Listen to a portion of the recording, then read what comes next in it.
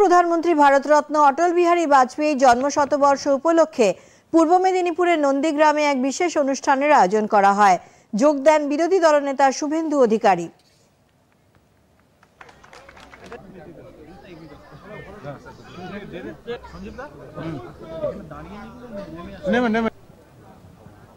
ভারত মাতা কি, ভারত মাতা কি।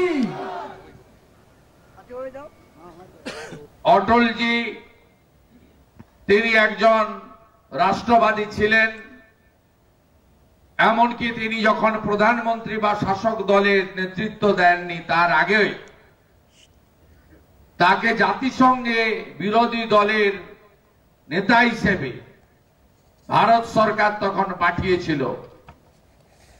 কারণ ভারতবর্ষের হয়ে লড়াই এবং দেশপ্রেম, যিনি নিজে ভারত ছাড়ো আন্দোলনে 42-এ অংশগ্রহণ করেছিলেন, তিনি সব সময় যখনই দেশের প্রশ্ন আসত আন্তর্জাতিক স্তরে তখন তিনি রাজনৈতিক বিভেদ ভুলে গিয়ে দেশের পক্ষে তিনি লড়াই করতেন।